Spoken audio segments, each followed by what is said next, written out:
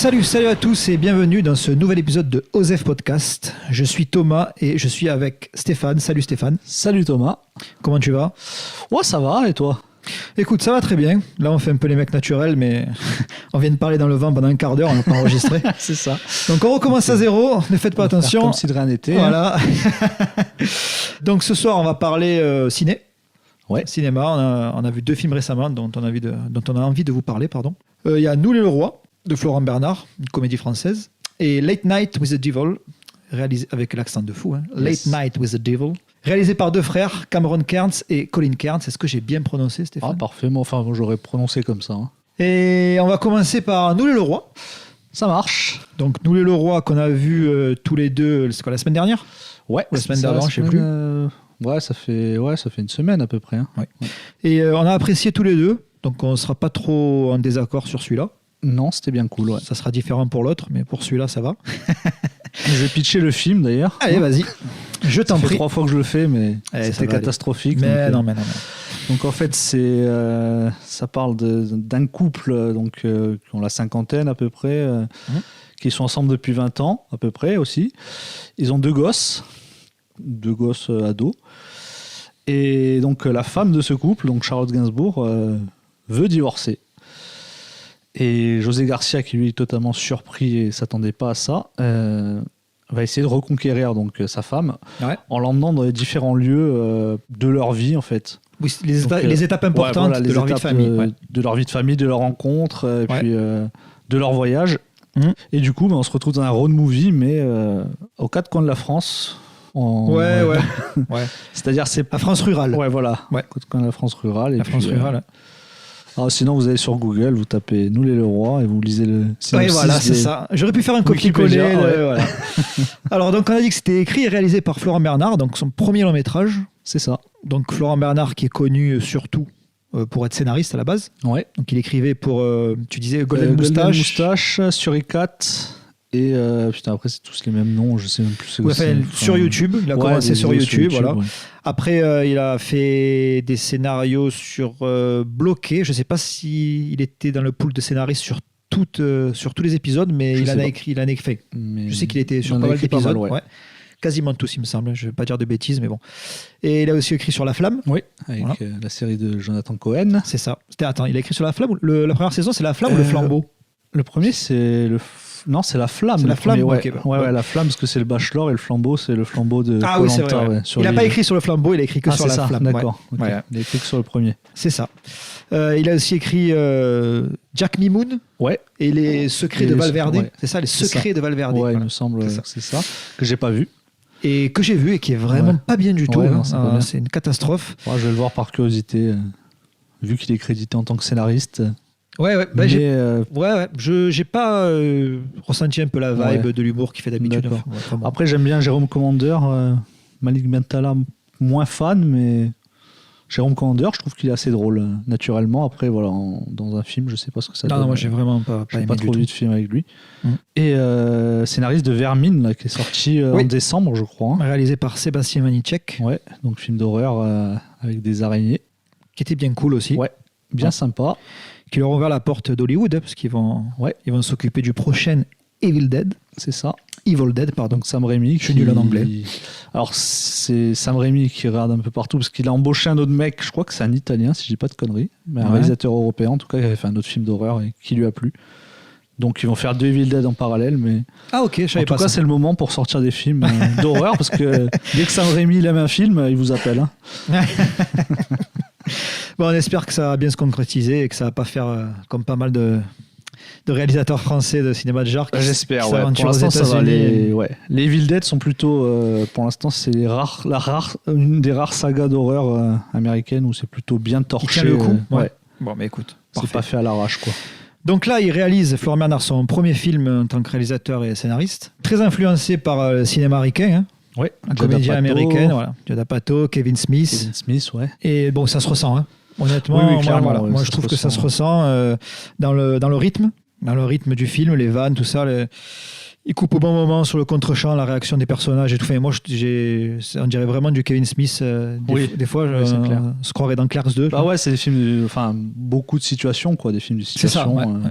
En fait, là où il a bien joué, c'est qu'il a pris donc typiquement un truc de film français. Hein. Donc une famille qui va mal. Oui, quand on lit le résumé. Voilà, qui essaie de se reconstruire. Divorce, machin, les enfants à la fac, etc. D'ailleurs, quand on avait vu la bande-annonce, tu m'avais dit, pour rigoler, mais tu m'avais dit, est-ce que si c'est pas... Oui, parce que nous, on aime bien Florent Bernard, pardon, parce qu'on adore le Floodcast. Oui. Voilà. Ouais. Nous, on le connaissait pas de l'époque... Souricat, tout ça. Voilà. Nous, on l'a vraiment découvert avec le podcast, c'est ça. Le Floodcast. Et donc, on était curieux de voir ce qu'il pourrait faire comme film, parce qu'il nous faisait marrer dans le Floodcast. Et tu m'avais dit, si c'était pas Florent Bernard, est-ce que tu t'y intéresserais? Et moi, je te dis, franchement, non, parce qu'on n'est pas très, très comédie française. Non, pareil, je me serais pas intéressé. J'aurais dit, encore un truc, ce qu'on disait là sur les cinquantenaires qui veulent divorcer, quoi, en mode... Après, voilà. Et moi, je t'avais répondu que, c'est sûr que même si... on aime beaucoup de comédies françaises. Il y a pas mal de comédies françaises, mais comme il y en a énormément qui sortent et qui sont vraiment pas bien, donc des fois je regarde par curiosité, franchement, c'est assez catastrophique. Ouais, ça donne pas envie de se retaper, pas du tout. En fait, sur la lancée, quoi. Le problème de la comédie française, c'est que, de mon point de vue, parce qu'il y a des gens qui adorent, apparemment, ça marche et tout, c'est qu'ils veulent trop retranscrire l'humour que tu peux faire en one-man show, tout ça, voilà, c'est des vannes, c'est des trucs, et ça sonne faux, t'as pas envie. Oui, là, on essaye de mettre dans la tête des gens les répliques, comme à l'époque des Visiteurs. Voilà, c'est ça. Jacouille on essaye de faire comme ça, c'est ça. On n'attend pas Patrick, comme ça. Et du coup, les personnages, on s'en fout un peu souvent, je trouve. Ouais, c'est ça, c'est vrai. Ouais. Ça sonne faux, en fait. Ouais, c'est ça. Parce que c'est pas... Gad Elmaleh, par exemple, avec c'est quoi, Chouchou, là, je sais plus quoi. Chouchou, Coco. Ou Coco, non, je sais plus. C'est des persos, ils n'existent pas, tu crois pas une seconde. Il faut vraiment faire un truc. Je saurais même pas. J'ai pas d'exemple de film comme ça avec où c'est réussi avec des persos vraiment trop. Exubérants, un peu exubérants, qui est vraiment. Donc là, c'est pas le cas. Et je trouve que c'est intelligemment fait parce que, donc, comme je disais, il prend une situation de film français connu. Mais il choisit le road movie. Ouais. Et en fait, le road movie, justement, c'est des étapes. Et du coup, ça lui permet de faire des scénettes comme des petits sketchs. Ouais. Et c'est des choses qu'on peut reprocher. Moi, c'est ce que je reproche en général, que c'est souvent des... Voilà. Alors, sauf que là, ça sert le propos, puisque c'est un road movie. C'est collé. Oui, voilà. Ah. C'est le principe du road movie, c'est de s'arrêter. Et voilà, tu parles d'étapes, c'est exactement le mot. Exactement. Ils vont rencontrer des gens qui vont faire avancer l'intrigue, ils vont faire avancer leur relation. C'est ça, avancer leur relation, leur faire prendre conscience de certaines choses, des trucs comme ça. Donc... Et de ce côté-là, je trouve que c'est plutôt réussi. Après, le côté sketch, on le ressent parfois dans l'écriture et le jeu des acteurs. Ouais. Par exemple, là, dire comme ça, la scène avec Simon Astier, c'est Simon Astier, quoi. Oui, c'est clairement Simon Astier, bien sûr. J'allais dire, il a écrit pour lui, mais j'ai presque même l'impression que c'est Simon Astier qui a écrit pour lui-même, quoi, tu vois. Mais voilà, après, si on adore, moi j'adore le mec, donc ça passe nickel. De toute façon. Mais après, ça, c'est des trucs qui me dérangent pas, par contre, quand on appelle un comédien et qui fait le truc pour lequel il est connu, tu vois. Oui, c'est ça. La plupart du temps, c'est ça. Ouais, voilà, parce que, si on reste dans le cinéma français et qu'on sort même parfois de la comédie, pas tout le temps, Lino Ventura, quand on l'appelait, c'était pour faire Lino Ventura, tu vois. Jean Gabin, tout ça. Exactement, voilà. Et bref, il y a aussi pas mal de détails d'écriture, qu'on retrouve beaucoup dans les comédies américaines. Ouais. C'est genre, par exemple, je sais pas moi, Charlotte Gainsbourg, souvent dans le film, elle ouvre des bières. Quand ça va pas, que la Namar, elle ouvre une bière, et à chaque fois, la bière, elle a été secouée et elle jaillit, tu vois. Et à la fin du film, quand les problèmes sont résolus, elle s'ouvre une bière et là, c'est un détail d'écriture assez fin, quoi. Enfin, ça, c'est toi qui m'avais fait remarquer. Moi, j'avais pas remarqué ça, mais il y a pas d'insert sur la canette qui explose, tu vois. C'est fait comme ça. Et il y a plein de petits détails comme ça dans le film d'écriture que je trouve bien. Par exemple, la scène d'ouverture. On n'a pas parlé de la scène d'ouverture, qui est super cool. C'est une espèce de montage de toute la relation quand elle se rencontre. Vraie idée de mise en scène. Voilà, exactement. Vraie idée de mise en scène basée sur des messages, qui c'est sur des répondeurs, sur des lettres qui s'écrivent. En même temps, tu as des images, des souvenirs. C'est ça, ouais. Mais c'est tout raconté par ses vocaux, en fait. Et comme tu disais, comme tu avais fait remarquer quand on sortait du film, ce qui est cool, c'est que c'est au début, en fait, il y a tous les setups, c'est-à-dire que tout ce qui va se passer au début, tu vas le retrouver un peu après, le message qui se donne, ça fait écho avec la suite, tu vois. Et des fois, il casse un peu ça, tu vois. Ce qui est cool, c'est que tu as le setup, tu n'as pas le payoff, c'est-à-dire à un moment donné, il cache une lettre à la scène d'intro derrière une espèce de machine à laver, là. Et dans le film, à un moment donné, il retourne dans leur ancien appartement et il essaye de voir si elle est encore cette lettre, tu vois. Et bon, évidemment, elle y est pas, il y a un gag, tu vois. C'est montré par un flashback avant, en fait. Oui, c'est ça. Le flashback, c'est ça. Qu'il a caché la lettre, et oui. Et en fait, ça part sur un truc inattendu, on va dire. Voilà. Donc des fois, toi, tu as envie qu'il te retrouve la lettre, qu'il soit un truc émouvant, et il casse le truc, tu vois. Et en fait, il ose casser les trucs comme ça, tu vois. Il y a plein de parties pris comme ça, de mise en scène, d'écriture, qui font que le film est cool. Et même dans l'écriture des personnages, ce côté un peu méchant. Ils sont parfois détestables. Ils sont parfois détestables, odieux. Par exemple, la scène où ils sont assis là, ils sont en train de bouffer du quick dans un parking, chez un vendeur de bagnole. Ouais, chez un loueur, vendeur de bagnole. Ouais. Enfin, ça, si tu vois ça dans la rue, en vrai, tu te dirais, mais qu'est-ce qu'ils font, quoi, ces gens-là? Et voilà, au dessinateur aussi, le mec qui fait les caricatures, il est con, le mec, mais eux, ils sont pas vraiment agréables non plus. C'est ça. Voilà. Ils essayent pas d'arranger les choses et ils se mettent. En fait, c'est à ce moment-là où ils commencent vraiment à se lier entre eux. Ouais, c'est ça. Et parce qu'ils se mettent tous les quatre contre lui et. D'ailleurs, ça enchaîne sur ce plan au ralenti là, qu'on voit sur l'affiche. C'est là où tu commences à y croire qu'ils vont réussir. C'est là que je te dis, allez, là c'est lancé. Ils ont trouvé un truc où ils se sont... Mais du coup, c'est ce qui les rend attachants en fait. C'est ça. Ouais. Et franchement, pour un premier film, il n'a pas peur de rendre ses persos un peu détestables. Ouais, c'est ça, ouais. Et en fait, tu sens qu'il a vraiment confiance en ses persos et tout, et ça se ressent. Et il prend pas le spectateur pour un débile. Non, c'est ça. En fait, il est le personnage. On parle toujours d'empathie de personnage et tout, mais là, c'est pas ça. C'est les personnages sont comme ils sont, et c'est au spectateur. Enfin, au spectateur non, parce que le film. Son but aussi, c'est de faire attacher au personnage et de vouloir savoir ce qui va se passer et tout. Mais voilà, de ce côté-là, c'est quand même un risque qu'il prend d'écriture, mais c'est un truc intéressant, quoi, parce que voilà, c'est pas, je sais pas moi, dans les... Parce qu'en fait, excuse-moi, je te coupe, mais en général, souvent, dans les quelques comédies françaises récentes que j'ai vues, je n'ai pas vu beaucoup, mais c'est souvent ça, le perso détestable, il est détestable...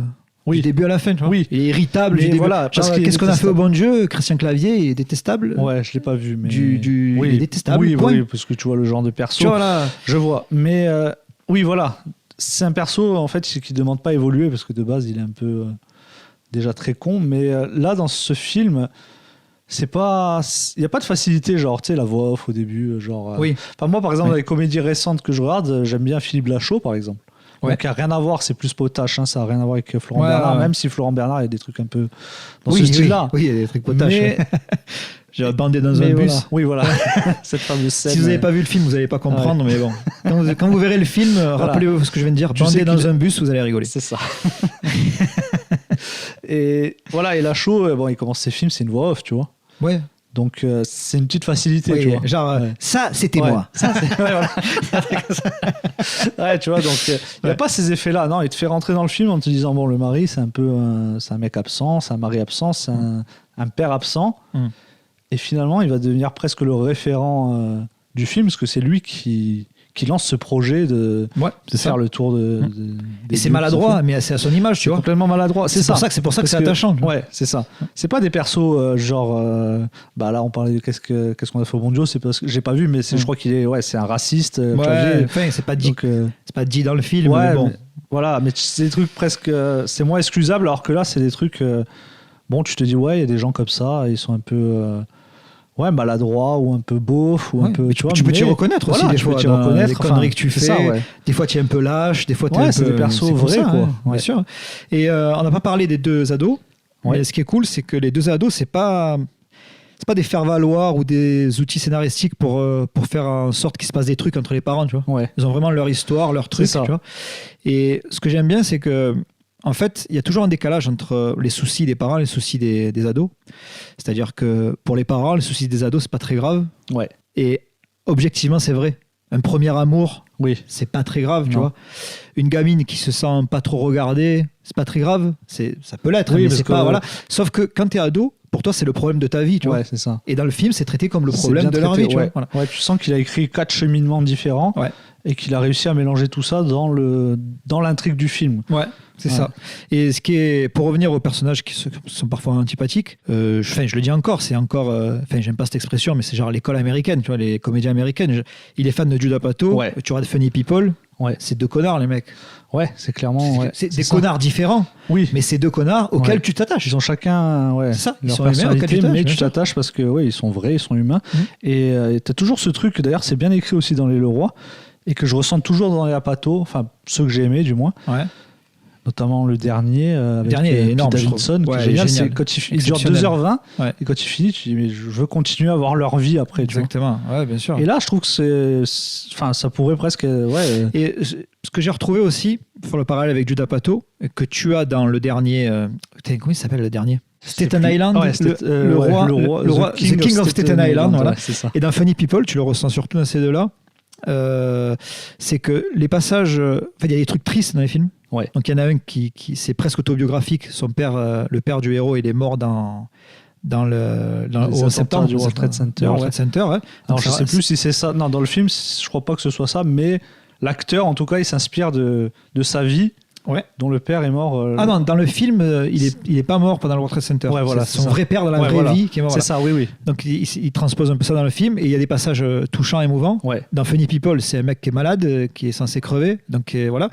Et en fait, ça arrive à être touchant sans jamais trop appuyer sur le truc. Ouais. Tu vois, il n'y a pas de scène vraiment mélo. Non, c'est toujours entrecoupé de conneries avec Seth Rogen et Jonah Hill qui disent n'importe quoi. Et il y a ça dans Nous le roi aussi. Et les trucs qui sont censés être tristes.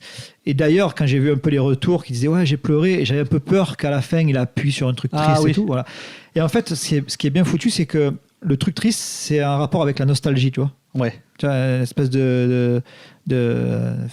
c'est dur. En fait, c'est dur. J'allais dire un truc, mais c'est toi qui le ressens. Je veux pas spoiler en fait. Tu vois.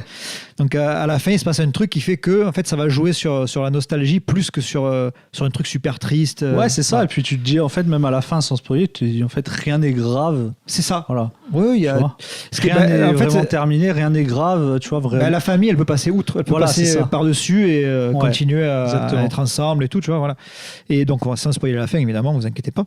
Mais voilà, il y a le film se termine comme il doit se terminer. Il n'y a pas de attends, on va essayer de faire plaisir à tout le monde. Non, on va essayer de. Non, le film il est cohérent du début à la fin. Et toi, pendant le film, si tu réfléchis à la fin, tu te dis ça va forcément finir comme ça, sinon c'est pas cohérent. Mais tu espères jusqu'à la fin que ça finisse pas vraiment comme ça. Tu vois, tu te dis et en fait c'est tellement bien fait que tu penses pas trop pendant le film, tu vois. Et à la fin tu fais c'est évident, mais c'est ça. Il y avait pas d'autre façon que ça finisse. Voilà. Et en même temps, c'est touchant, tout ça. Ouais. Et ça, comme voilà, ces deux films de Judd Apatow, je trouve que tous les éléments un peu émotifs, ils sont filigranes comme ça. Et il y a des gens, ça va pas les toucher parce qu'il n'y a pas de musique qui appuie, il n'y a pas de truc. Voilà. Ouais. Mais si tu arrives à aimer les persos, à rentrer dans le truc, je trouve ça émouvant. Là. Je trouve ça touchant et ça peut parler à tout le monde en plus. Clairement. Parce que là, on n'a pas parlé justement, on va y revenir dessus avant de finir et de passer à l'autre film quand même. C'est donc c'est un road movie, donc l'importance des décors, tout ça. Et ce qui est cool, c'est que pour une fois, une comédie parisienne, ça se passe pas à Paris, dans les lofts parisiens. C'est vraiment la France rurale. Voilà, donc c'est les aires d'autoroute, les centres commerciaux, tout ça. Voilà. Et ça, c'est cool, je trouve. Justement que toutes les étapes se passent dans des endroits un peu nuls entre guillemets. Oui, c'est ça, parce que en fait, un jardin d'enfants, une connerie comme ça. Et ça te montre justement que cette vie de famille, ça s'appelle la vie de famille de tout le monde. C'est ça. Ils se sont rencontrés là, ça peut. Pas tout le monde se rencontre sur la butte Montmartre. C'est juste les souvenirs en fait qui rend ça grandiose en fait. C'est ça, mais c'est ça. Quand tu y retournes, tu dis c'était juste ça en fait. On a été dans un parc là, on a été dans un motel, tu vois. Et donc et ça montre aussi que José Garcia, son personnage, tu as le côté absent et tout, donc il y avait rien d'extravagant. D'ailleurs dans une des premières scènes, elle travaille dans une agence de voyage, Charles Gainsbourg, et elle dit à ses clients qui lui demandent des conseils, elle lui dit que le plus grand voyage qu'elle ait fait, c'est au Futuroscope. C'est ça. Donc ça colle avec le perso aussi. Le futur du passé. Ouais. Ça. Et d'ailleurs, dans cette scène-là, ce que je disais tout à l'heure, c'est que les deux persos, là, c'est pas crédible. Il y a personne qui a moins de 60 ans en client d'agence de voyage. Quoi. Non, tout le monde qui réserve sur Internet. Tout le monde prend sur Internet, évidemment. Donc ça, c'est mal écrit. C'est pas crédible de seconde. Ça m'a sorti du film direct. Et on peut parler d'un truc aussi, c'est sur pas mal de retours, les quelques retours, parce qu'il marche assez bien le film, il y a beaucoup d'avis positifs, mais ce qu'on retrouve dans les avis négatifs, c'est la forme du film, c'est-à-dire soi-disant c'est un peu trop téléfilm. Le fameux téléfilm. Voilà. Alors effectivement, je trouve pas du tout que ça fait téléfilm, parce que... Pas du tout. En fait, moi je vois comme ça, la mise en scène d'une comédie, ça passe surtout par le montage. Bon, ça, c'est la mise en scène de tous les films, mais la comédie, s'il n'y a pas le bon montage, le gag, il marche pas. C'est ça. Oui, Donc, c'est le rythme qui fait exactement. Donc le montage, il est nickel. Tu as toujours le contre-champ qu'il faut au bon moment pour la réaction. Tu as toujours, voilà. Je trouve que niveau mise en scène, c'est tu as les gros plans comme il faut. À tel moment, quand tel perso va dire un truc un peu qui va servir vraiment à quelque chose ou qui va se livrer, oui. Bah, tu vas avoir un gros plan sur ce personnage. Alors que dans les téléfilms, parce que c'est souvent le truc qui revient, mise en scène de téléfilm, c'est des gros plans parce que ça va passer sur une petite télé. Donc il faut des gros plans, tu vas pas faire des plans larges, etc. Ah ouais. Ce qu'il faut, il y a quand même des plans larges. Bon, les décors, ça va, sont plutôt bien utilisés parce que c'est quand même un des points principaux du film. Ouais. C'est qu'il y a un des points principaux, on dit. Un des points principaux. Parle français, s'il te plaît. Bon, on recommence. Ouais. Non, vas-y. J'apprendrai pour. J'ai une petite réserve sur la mise en scène. Je dirais quand tu auras fini. Vas-y. Ouais. Tu as des travelling, tu as des petits plans séquences. Le petit plan séquence montage de l'intro, elle est géniale. Ouais, l'intro, c'est une idée de mise en scène. Hein. Franchement, l'intro, c'est. Voilà, enfin, c'est des trucs qu'on a vus. Bon, je vais aller très loin, mais voilà, une intro de Lao, par exemple, tu vois, c'est une idée de mise en scène, le Pixar. Un montage, oui, bien sûr. Voilà, c'est un peu une idée comme ça, quoi. Tu commences le film avec des souvenirs et c'est ce qui est génial, c'est que ça joue aussi avec le son et les messages. Bien sûr, hein. Et ça va servir après, en plus, dans le film. Voilà, c'est pas juste j'ai fait mon petit clip d'intro de film et après. Ce qui est génial aussi, on parle de l'intro là, et dans cette intro, donc. C'est un truc nostalgique parce que ça remonte l'histoire du couple, comment ils se sont rencontrés et tout ça, au travers de messages, de lettres, comme on a dit tout à l'heure. Mais comme Florent Bernard, c'est, comme on dit, le mot est galvaudé, mais c'est un geek. Tous les posters derrière, j'ai adoré à quoi ça faisait référence parce qu'en général, quand on parle de nostalgie et tout, on va te mettre le poster de Retour vers le futur. Oui, exact. Voilà. Et là, il y avait des posters, genre, on m'appelle Trinita. Oui, tu vois, c'est des films que tu regardais quand tu étais petit. Oui, c'est ça. C'est pas le truc qui va ressortir à chaque fois, la référence principale, mais tu es forcément tombé dessus à la télé sur M6. Voilà, on m'appelle Trinita. Il a choisi Rocky 3, l'œil du tigre. Bah, c'est ça. Je regardais celui-là quand j'étais petit tout le temps, tu vois, donc ça m'a parlé à mort. Oui, mais c'est pas Trinita comme dans les films, on dit ça se passe en 85 avec que des affiches de films c'est ça. Qui a un an, tu sais, qui sont sortis il y a un an, ou des films qui étaient genre, tu vas voir The Thing, alors qu'à l'époque. Oui, alors tout le monde s'en foutait. Non, là, tu as Trinita qui a, je sais pas, peut-être le film il avait déjà 10-15 ans, tu vois. C'est ça. Enfin, c'est film qui passait. C'est ça, c'est juste parce qu'il passait à la télé, tu étais fan. Et, ça. Et donc voilà, même dans les références derrière, je trouve que c'est bien foutu. Et ça participe au fait que je m'identifiais à mort parce que moi j'adorais. Mon nom est personne, on m'appelle Trinita. C'est ça. Voilà. Bon, mon nom est personne, c'est un chef-d'œuvre. On en parlera peut-être un jour ici. Trinita, je l'ai pas vu, mais ouais. Oui, après, bon. Oui, mais on va pas digresser, mais Trinita, c'est un peu de truc exploitation avec des baffes, comme il faisait avec Bud Spencer. Mais Mon nom et personne, c'est vraiment un film. C'est un film que maintenant tu regardes. C'est un gros film. Oui, après, moi j'adorais Bud Spencer et Terence Hill, c'est sûr que.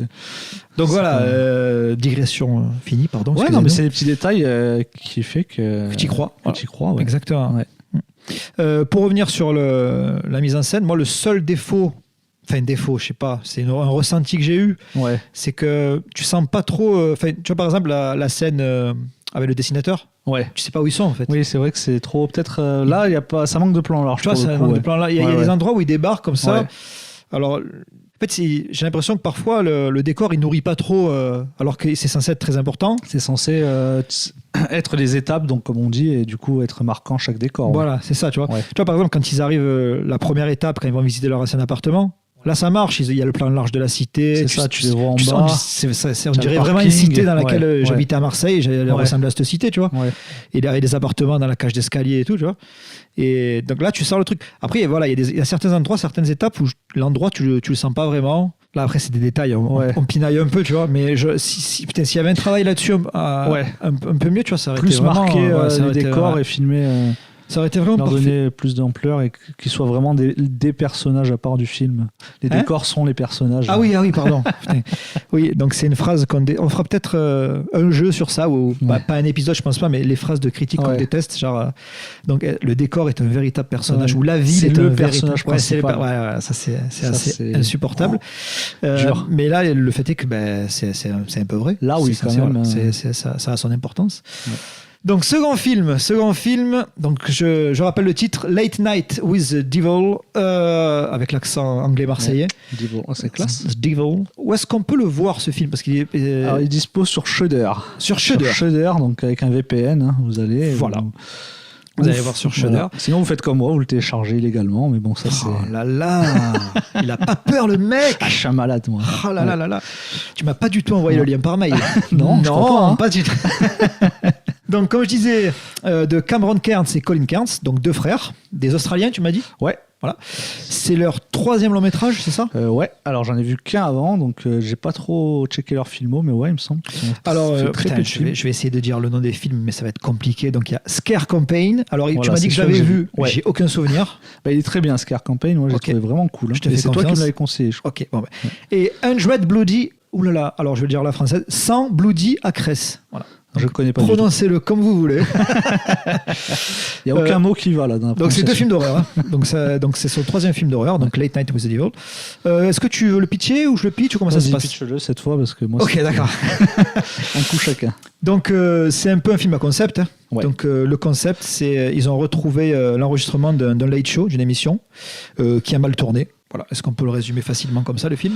Oui, et puis avec un présentateur vedette. Ouais, voilà, on va dire c'est le Cyril Hanouna des années 70 aux États-Unis. Voilà. Non, pas vraiment, parce qu'il y en a un qui on verra. Il fait des late shows, mais en gros, c'était une émission super connue. Voilà, c'est le numéro 2 et veut à tout prix, le numéro 1, donc il fait des trucs de fou. C'est ça. Voilà. L'émission commence vraiment à battre de l'aile. Du coup, là, ils font une espèce d'émission. Voilà, et elle a mal tourné, et on voit l'émission. Voilà. Donc c'est-à-dire que tu vois le parti pris formel, c'est que tu vois l'émission. En fait, c'est l'émission qui se déroule. Donc le mec qui parle à la caméra, tout ça. Bah, c'est un fun footage, faux documentaire. Exactement. Quoi, hein, en gros. Ouais. Et donc pour être sympa, parce que moi j'ai pas du tout aimé. Ouais. Enfin pas du tout. J'ai pas trouvé ça nul à chier, mais voilà, c'est un moyen bof. Ouais. Voilà. D'accord. Toi t'as aimé plutôt beaucoup. Ouais. Moi, je l'ai vu. Bah, je l'ai revu d'ailleurs. D'accord. Encore mieux la 2e fois. Écoute, nickel. Donc on va en parler parce que. Ouais. Donc le parti pris formel, donc une émission, une espèce de fan footage d'émission. Donc on voit les rushs. Enfin même pas. L'émission elle est montée quoi. Ouais, l'émission est montée. Ouais, tout est. Enfin, la caméra est présente sur le tournage. Voilà. À part à un moment donné. À plusieurs moments donné. Plusieurs. Ouais, c'est pour ça que ça m'a posé problème. Ah ouais. Moi. Voilà. En fait. Il y a quel moment hein. Non, il y a quelques moments. Quand à chaque coupure non, c'est filmé. C'est indiqué que c'est filmé. Moi aussi, j'ai. Enfin. Oui, non, mais il y a de la mise en scène. Enfin bon, voilà. Donc on va rentrer dans le. Il y a vraiment un caméraman dans les coulisses qui les filme. Alors, on va rentrer dans le vif du sujet. Ouais. Pourquoi j'ai pas accroché? Alors, il y a 2-3 raisons, mais la première, c'est ça. C'est-à-dire que le parti pris formel, donc qui est au demeurant très intelligent, c'est-à-dire que le mec, il a tout compris sur. En fait, si tu veux, les late shows aux États-Unis, c'est une institution. Ouais. Ça cartonne, il y en a sur toutes les chaînes. On a essayé d'en avoir en France, ça n'a jamais marché, bizarre. Mais les late shows, c'est un truc dans la culture populaire américaine qui est super fort. Et il y a un personnage donc, qui est aussi très très marqué dans la culture populaire américaine. C'est un démystificateur en fait. Il vient sur scène pour dire zététicien. Un sceptique. Tu vois, voilà, sceptique. C'est ce que dit dans X-Files. Voilà, parce que dans l'émission, on l'a pas dit parce qu'on n'est pas assez professionnel, mais il y a une gamine qui est censée être possédée. Oui. Bah en fait, c'est une émission spéciale Halloween, donc il y a beaucoup d'invités sur l'occulte. Il y a un médium. Ouais. Il y a une fille qui est censée être possédée, qui est la seule survivante d'une secte dont il y a eu un suicide collectif. Ouais, c'est ça. Et il y a ce mec-là, donc le sceptique. Le sceptique, voilà. Donc, en fait, ce personnage-là, je fais une petite parenthèse, je reviendrai dessus peut-être après, mais bon, bref. Il est inspiré de James Randi. Je ne sais pas si tu connais James Randi. Alors, James Randi, il est devenu un peu plus connu en France parce qu'il y a eu un documentaire Netflix sur lui. D'accord. Voilà. En fait, à la base, c'est un illusionniste et il a fait un petit virage de sa carrière et il est devenu justement un démystificateur. C'est-à-dire qu'il venait justement sur les plateaux télé quand il y avait des mecs invités et il disait non mais ça t'es pas dedans, moi voir si j'arrive à le faire. Parce que lui c'est déjà, enfin lui il connaît, comme tu dis c'est un illusionniste. Il connaît les donc trucs. Il sait d'ailleurs il fait des tours de magie là sur le film vite fait pour te montrer au début. Et en fait c'est totalement il est inspiré de ce personnage parce que dans le film le personnage il propose de l'argent s'ils arrivent à démontrer. Lui James Randi il avait une fondation, il proposait $1 million. D'accord. Donc c'est vraiment très très inspiré par d'accord, ça je savais pas, tu vois, parce que je trouvais ça étonnant que le mec propose autant d'argent pour. Et en fait, lui, James Randi, c'est lui qui avait réussi à faire tomber Peter Popoff. Peter Popoff, en fait, c'était un mec, un téléévangéliste. Il faisait venir des gens et leur disait j'entends Marie, est-ce qu'il y a une Marie ici? Ouais. Oui, ton père. Un médium basique. T'as un cancer, attends, je te touche le front et tu vas être soigné. Tu vois, voilà. Et il était genre méga connu, il touchait des millions et tout, tu vois. Et James Randi, c'est lui, C'était un escroc, en gros. Voilà. Et, En fait, il a réussi à démontrer qu'il avait une oreillette. D'accord. Et c'est sa femme qui parlait, qui lui disait, parce que les gens, quand ils rentraient, ils devaient remplir une fiche. Il remplit des fiches avec des infos. Donc ce personnage-là, James Randi, donc, il a inspiré. Enfin, je pense que. Là, ce que tu dis, c'est complètement ça. C'est complètement le personnage. Et donc, je revenais sur ce personnage, pourquoi il m'a posé problème et pourquoi, en général, les personnages de sceptiques dans les films d'horreur posent problème pour moi. Mais bon, ça, c'est un point de vue perso. C'est pas vraiment un défaut que je peux mettre au film. Tu vois. Mais donc, pour revenir sur le parti pris formel, en fait, moi, ce qui m'a dérangé, c'est que au début, la scène d'intro, j'ai trouvé ça. Au début, j'ai laissé les bénéfices du doute. J'ai dit, c'est long, ça explique beaucoup de choses. Tu vois, j'ai dit peut-être que ça servira plus tard, tu vois. Donc spoiler, non, j'ai pas trouvé. Mais bon, on reviendra dessus. Alors, c'est une intro qui relate la vie du journaliste. Et pourquoi il en arrive à faire cette émission. Voilà, qu'il est dans une secte et tout. Bon, ça on peut le dire, c'est au début du film. Ouais. Quelle espèce de secte qui le fait réussir, tout ça. Enfin bon, bref, voilà. Donc le parti pris formel, en fait, ce qui me dérange, donc il y a l'émission et des fois il y a des coupures et ça passe en noir et blanc, une espèce de noir et blanc. Donc et des coupures pub, voilà. Pour les spectateurs, tu les vois en coulisses. Ouais. Du coup, là, tu sors déjà du parti pris de départ, de montrer le fan footage. Je me suis dit, mais qui filme là ? Non, là, il y a vraiment. Enfin, c'est décrit dans l'intro. En tout cas, c'est écrit que ça fait partie du documentaire. Les coulisses sont autant documentaire et fan footage que. Oui, sauf que le problème, c'est qu'il y a de la mise en scène, des chants contre chants. C'est pas un mec qui vient et qui filme. Tu vois, un truc tout con. Pendant le film, à un moment donné, il se passe des trucs graves. Très très grave en coulisses. Le mec, il ne regarde jamais la caméra, par exemple, quand c'est la partie pas émission. Donc si c'est des mecs qui filment, il ne regarde jamais la caméra. Tu sais, il aurait pu, je sais pas, genre, filme pas maintenant, ça importe, faut pas que les gens sachent, tu vois. Il ne s'adresse jamais à la caméra, il ne regarde jamais la caméra. Et en fait, je trouve que ça casse, à chaque fois, ça me sortait du film. Quand il y avait ces passages-là, j'étais plus narrativement parlant, ils sont quand même assez importants, quoi. S'il n'y a pas ça dans le film, tu comprends pas. Voilà, donc il y a pas de souci. Mais vraiment, le parti, la forme, ça m'a sorti. À chaque fois qu'il y avait ça. Après, bon, je sais pas, il y a peut-être une façon de le justifier mieux que ce que je vais faire là, mais il y a beaucoup de fan footage où tu te dis, ah ouais, mais pourquoi à ce moment-là il filme, tu vois. J'ai beaucoup de. Alors attends. Pourquoi à ce moment-là il filme ? Ça me pose pas problème. Ouais. D'accord ? Ça fait partie de la suspension. Voilà, c'est ça. C'est que tu as besoin d'éléments de scénario pour. Voilà. Ça, il y a pas de problème. En plus, il y a des personnages que tu vois jamais sur le plateau et que tu vois derrière. Oui, voilà. Non. Moi, en fait, ce qui me dérange, c'est quand tu te dis, là, il y a la mise en scène, alors qu'il n'est pas censé. Par exemple, dans. Comment il s'appelle le film d'horreur qu'on a vu, la femme qui se fait posséder, la gamine en robe blanche ? Le dernier exorcisme. Là, par exemple, ça va être un fan footage. Ouais. À un moment donné, il y a un plan de la maison extérieure en disant minuit 30, je sais pas quoi. Mais qui fait ça ? Enfin, tu vois, ça, c'est des petits détails qui font. Moi, ça me dérange pas si c'est un documentaire, tu vois. Si c'est un faux documentaire, il y a du montage, tu vois. Oui. Si c'est un fan footage avec la personne à la Blair Witch qui fait des trucs de fou. C'est ça. Là, c'était censé être. Enfin, bon, bref, on va pas parler de ce film. Mais là, dans le Late Show, dans le Late Night with the Devil, toutes les coupures, quand ça passe en noir et blanc, à chaque fois, j'y croyais. Alors que pendant l'émission, j'y crois, c'est filmé comme un Late Show. Tu vois, c'est nickel. C'est clairement et des plans de quand c'est derrière, c'est pas filmé comme. C'est une caméra à l'épaule, basique. C'est pas filmé comme un making-of, je trouve.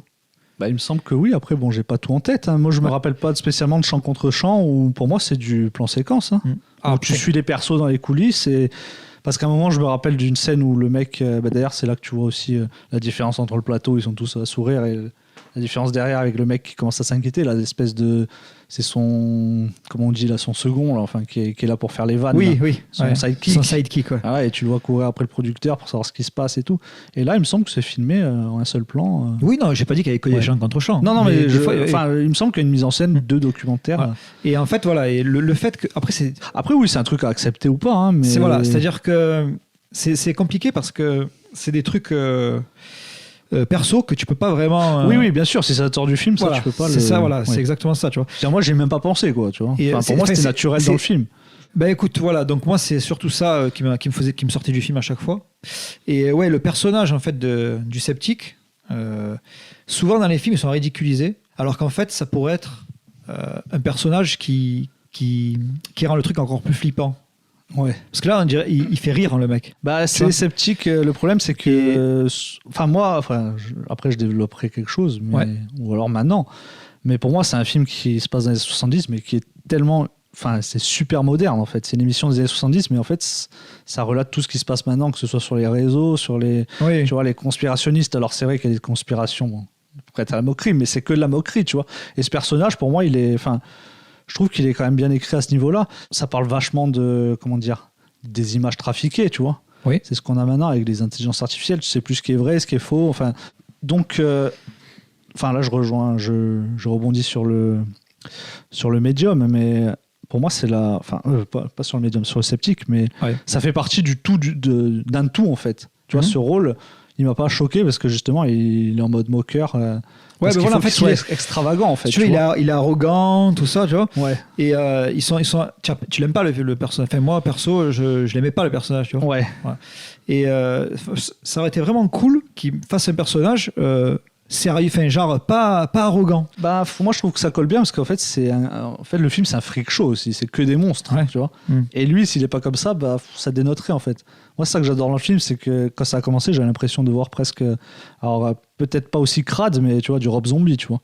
On va te mettre des persos vraiment extravagants. En fait, quand tu vois le film, tu as envie qu'il ait tort, le sceptique. Alors que moi, je trouve que ça aurait été plus flippant si tu avais envie qu'il ait raison. Tu vois ce que je veux dire? Moi, je pense que je sais pas, quand tu regardes un film fantastique, justement, tu y crois. De toute façon, il y a une phrase qui revient dans tout le film, c'est la caméra dit toujours la vérité. Le film, c'est ça. Ouais, c'est-à-dire que toi, tu regardes un film fantastique, bah là, c'est la vérité du film, tu vois.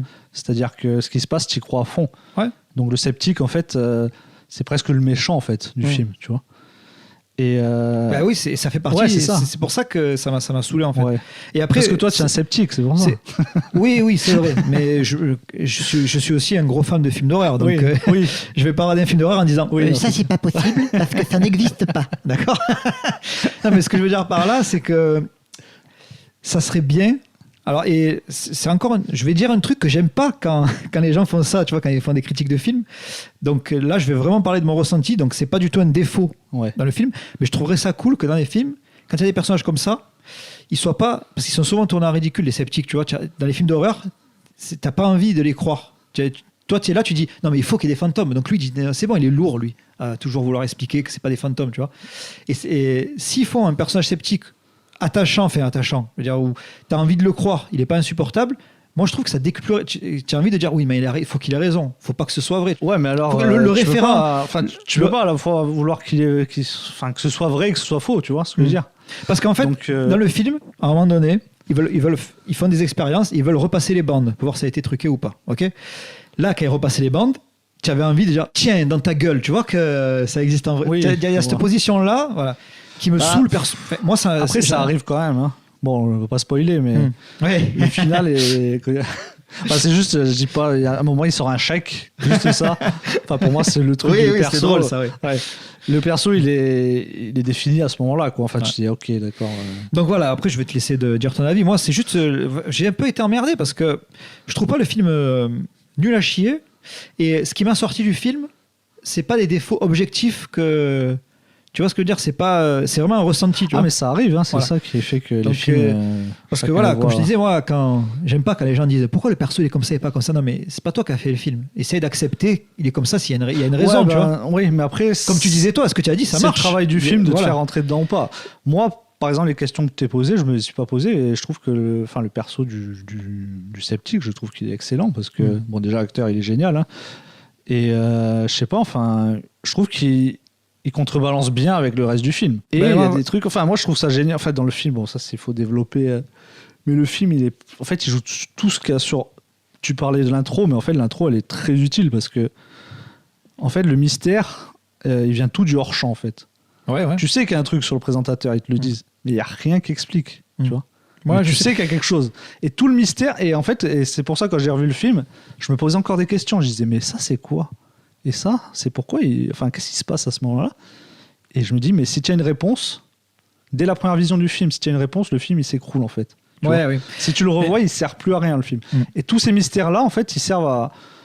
Tout ce qui est hors champ et qui n'est pas expliqué, ils servent à la peur, en fait, et aux angoisses de ce que tu vas voir. Ça, c'est classique, oui, bien sûr. Voilà. Oui.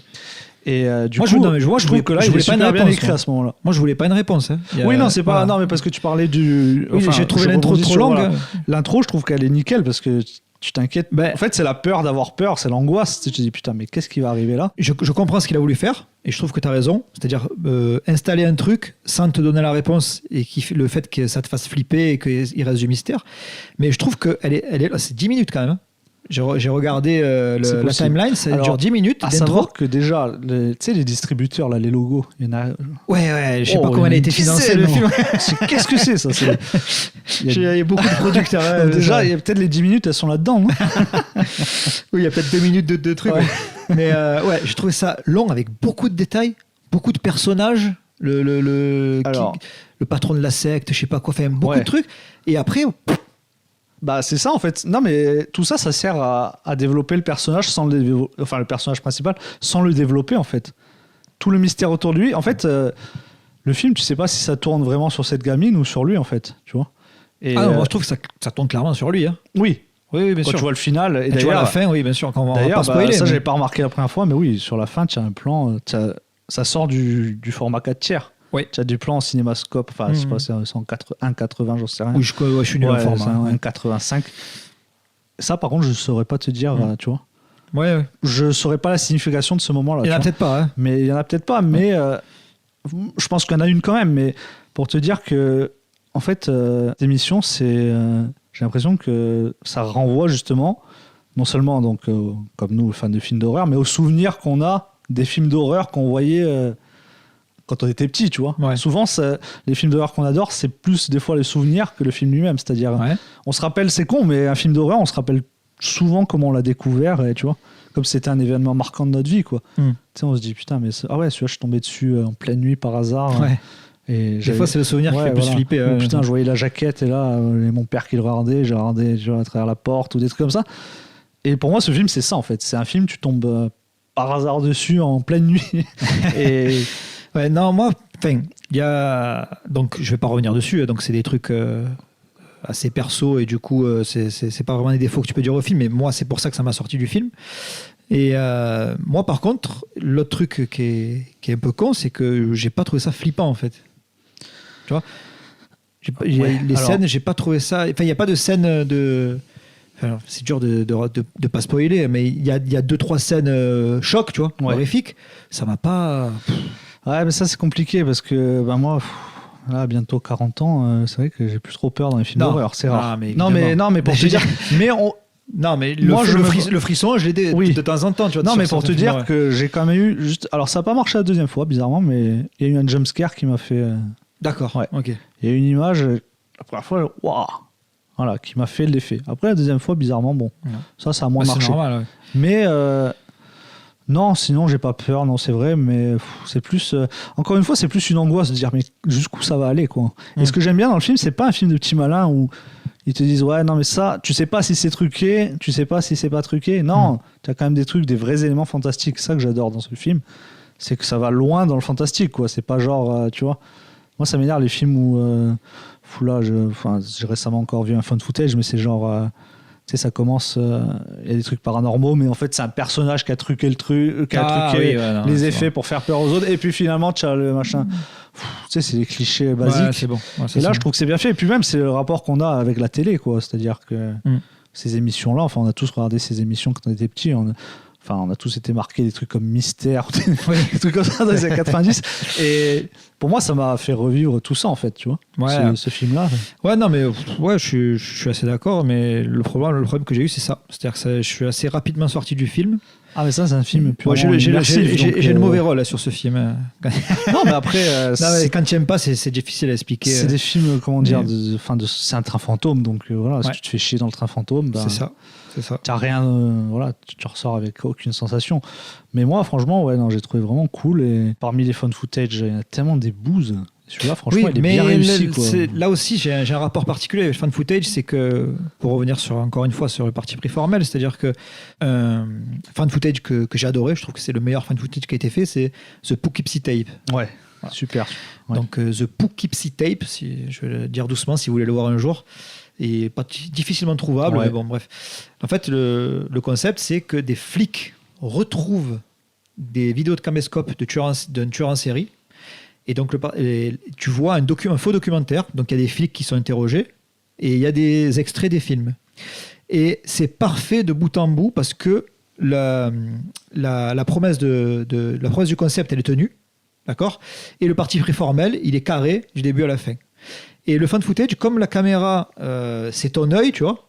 Si, à un moment donné, il y a de la mise en scène ou un truc ça me sort du film direct. Tu vois, par exemple, Rec de Balaguerro, je suis pas un grand fan, mais je trouve que formellement, il est irréprochable nickel, sur ça. Ouais. Et puis c'est justifié, tu as un journaliste, voilà, une journaliste qui est suivie par un caméra. C'est irréprochable, voilà. Là, tu me fais penser, tu voulais rajouter un truc ou... Je disais, et souvent dans les fan footage, cette règle-là, elle est cassée. Il y a de la mise en scène, tu vois. Ouais. Et ça, dans les fan footage, ça me sort du film direct. Ouais. Alors après, si le fan footage est bien fait, moi c'est un truc que je capterai même pas en fait, tu vois. Enfin, si je suis à fond dans le film et qu'à un moment t'as un plan de mise en scène, mais je vais revenir sur un autre exemple. Mais déjà pour celui-là, tu m'as rappelé un truc pourquoi j'adore ce film aussi. Ouais. C'est que c'est pas un film. Enfin bon, après c'est pas lui qui a inventé ça, attention. Hein. Mais un film d'horreur, je sais pas, tu regardes Conjuring et tout, t'as une famille, t'as peur pour eux. Un slasher, Scream, t'as peur pour les tueurs. Enfin. Pour les jeunes, victimes, ouais. Là non, là tu as peur pour toi en fait, tu vois. C'est le rapport, tu es devant ta télé et tu as peur de ce que tu vas voir à la télé, tu vois. Il y a pas de personnage où tu vas avoir peur pour lui. Non, c'est tout le rapport qu'a le spectateur avec le film d'horreur, et ça je trouvais que c'était vraiment réussi, quoi. C'est-à-dire que le protagoniste principal, c'est toi limite, tu vois. Parce qu'il te met la pression à toi. Tu vois, tu n'es pas en train de te dire ah putain lui j'ai pas envie qu'il crève machin. Non, là c'est moi, ah, putain, vas-y, je regarde le film mais tu vois, qu'est-ce qu'il va y avoir, tu vois. Bon après, je dis pas que, comme tu disais, ça fait pas non plus super flipper, attention, hein, on n'est pas en train de regarder Salaud ou les 120 jours de Sodome, hein, tu vois, mais il y a quand même ce ressenti, et c'est pour ça que je l'ai revu, parce que je me suis dit, est-ce que ça va marcher une deuxième fois?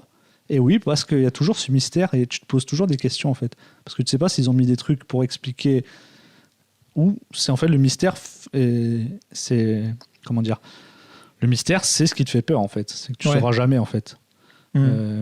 Qui est ce personnage, non mais ça je comprends et je suis d'accord, c'est dans le film. En fait, voilà, c'est l'inconnu qui fait peur en fait. Et ça, je trouve qu'il est vraiment nickel. À ce niveau-là, je vois pas vraiment de reproche. Oui, de toute façon, le rapport au spectateur, il est clair puisque les personnages te parlent du début à la fin. Oui, voilà. C'est toi qui es devant ta télé, comme si tu regardais une émission de télé. Tu fais partie du film parce que c'est censé être le spectateur qui regarde. Non, mais ça, c'est. Je rebondis sur un truc, mais ça a rien à voir. Mais tu fais penser, mais bon, vu qu'on va digresser un peu. Je l'avais pas vu. J'avais vu Funny Games US. Ouais. Et là, j'ai vu l'original que j'avais pas vu. Il est sur Arte, je crois, sur la chaîne d'Arte. Donc pour une fois, tu vois, j'ai regardé des films légalement quand même. Et à un moment, il rend la caméra, le mec. Ouais. Et à un moment, il prend la télécommande et il rembobine une scène, tu vois. Et je me suis dit, mais il y a ça qui se passe. Et je suis pas sorti du film. Je croyais encore ce qui se passait après, tu vois. Ouais. Et voilà, c'est pour ça que je te dis. Pourtant, c'est des trucs. Ça devrait te sortir du film. Hein. Il se passe un truc. J'ai pas vu Funny Game, mais en fait, si c'est cohérent avec ce que raconte le film dans le film et tout, pourquoi pas? En fait, c'est un espèce de. Comment on appelle ça là? Quand les mecs qui rentrent chez toi, ils te. Home Invasion. Voilà, Home Invasion. Pardon, je l'ai pas dit à l'américaine, excuse-moi. J'ai dit Home Invasion. Home Invasion. Il faut bien que je me la pète un peu. Je sais pas parler français. Vas-y. Un peu anglais, quoi. Mais. Ouais, à un moment, il se passe un truc où tu es content dans le film et le méchant, il rembobine et il remet la scène et le truc qui s'est passé, il s'est pas passé en fait, tu vois. D'accord. Ouais. Tu vois, donc en fait, tu as envie il y en a, ils détestent ce film pour ça, tu vois. Ils ont envie de prendre le réalisateur et les gifler, tu vois. Et voilà, je me suis dit, mais putain, et ce qui se passe après, j'étais encore à fond dedans, quoi. Alors que c'est n'importe quoi, tu vois ce que je veux dire. Et c'est pour ça que dans un fan footage, c'est un moment, tu as un élément qui te sort du film parce que. Parce qu'en fait, moi, ce que j'aime pas des fan footage aussi, c'est quand c'est très mal filmé, tu vois. Et c'est plus réaliste que ce soit très mal filmé, quand la personne est court, que un film bien cadré. Mais je préfère quand même les films bien cadrés, tu vois. C'est pour ça qu'il faut. C'est pour ça que les fan footage, par exemple, Rec, formellement, pourquoi ça fonctionne? Parce que le mec qui filme, c'est un caméraman. Ouais. C'est donc, il s'est servi d'une caméra. Dans le film dont on parle là, c'est des cadreurs. Donc c'est propre, c'est normal que ce soit propre. Tu vois. Donc si tu arrives à trouver ton concept et justifier le fait que ce soit propre, c'est nickel. Maintenant, si tu fais un film sur un mec qui a un iPhone et qui se filme dans les catacombes et que tu fais des beaux plans, forcément ça va te sortir du film.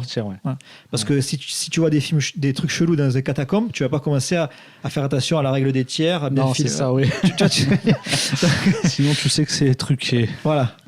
Et moi, ça, dans les fan footage, ça me sort souvent. Parce qu'on dirait qu'ils veulent faire des fan footage parce que ça fait cool et que c'est pas très cher, mais ils veulent faire quand même des beaux plans. C'est ça, ouais. bah écoute, si tu veux faire des beaux plans, fais un film normal ou fais en sorte que ce soit justifié. C'est parce que tu t'adresses directement au spectateur, enfin plus que dans les films normaux. C'est toi le perso, ouais. Parce que c'est le point de vue du. Si c'est pas un fan footage, en fait. Du spectateur, ouais. Si c'est pas un fan footage, il y a un contrat qui saute entre le film et le spectateur. C'est-à-dire que toi, tu sais qu'il y a des coupes. Tu sais qu'il y a de la triche, il y a un chant contre chant, tu sais qu'il y a un montage, d'accord, ouais. Et tu l'acceptes. Oui. Tu vois, c'est comme ça. Bah souvent, ils disent... Enfin, non, il y a un exemple avec le Romero, là. C'est quoi, avec les zombies, là sur Diary of the Dead, ils expliquent, c'est un fun footage, ils ont retrouvé les caméras, mais ils ont fait un montage et ils ont mis de la musique par-dessus. Tu vois, ils te l'expliquent au début. Bon. D'accord, ok. Tu vois. Bon, à la limite. Voilà. À la limite.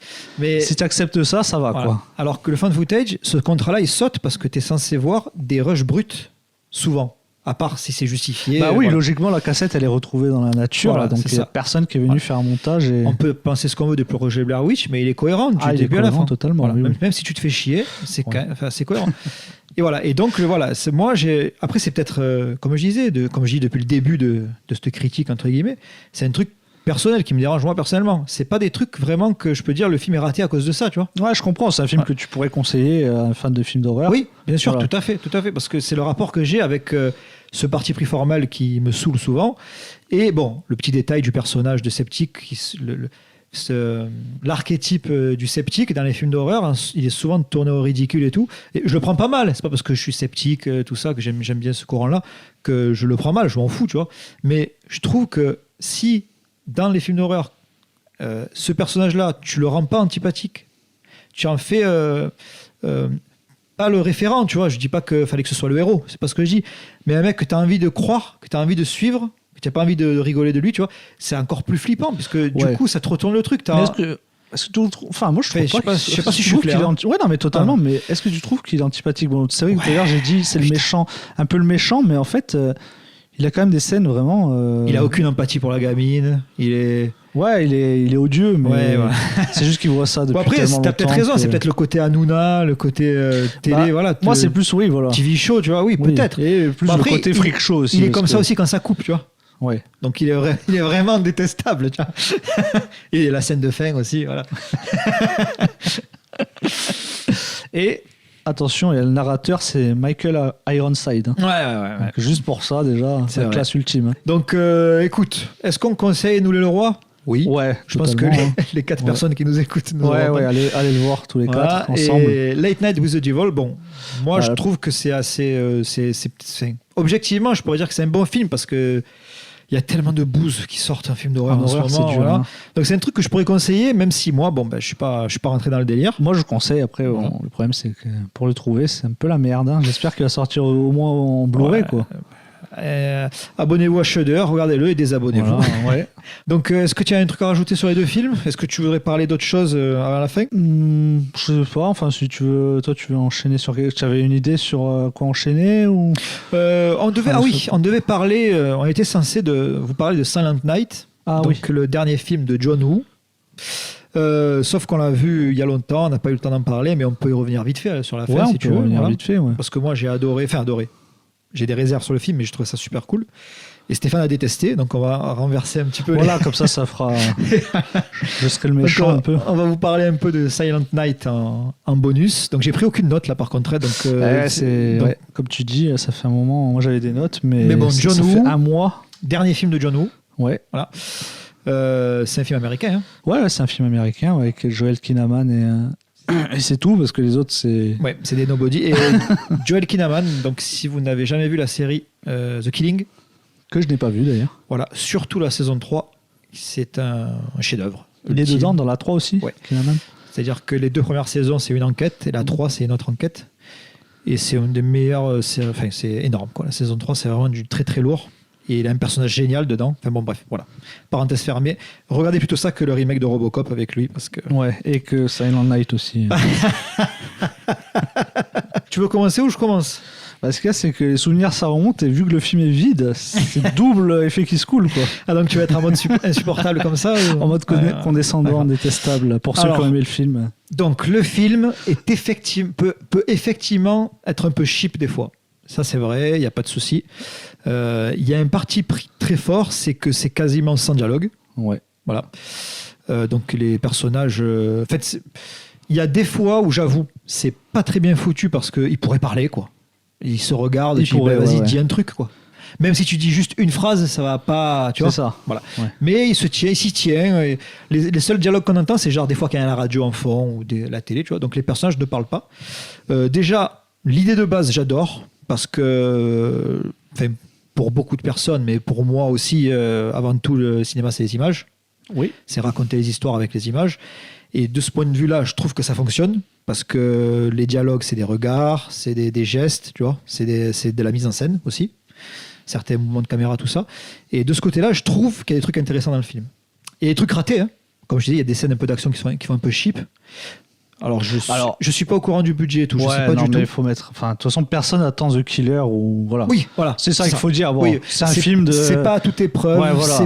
C'est pas les syndicats du crime. Voilà. On sait que c'est un petit film. C'est une série B. Voilà. En bien comme en mal. Hein, je dis ça en bien comme en mal. Oui, bien sûr, bien sûr. Le mec qui s'attend à The Killer et. Non, faut pas. Hardboiled. Faut pas s'attendre à Volte-Face, tout ça. Faut pas. C'est vraiment un petit film. Ouais. C'est un petit film de vengeance et j'adore les revenge movies. Hein. Donc, pour le pitcher vite fait, c'est l'histoire d'un mec. Son fils se fait tuer par une balle perdue dans une fusillade de gang.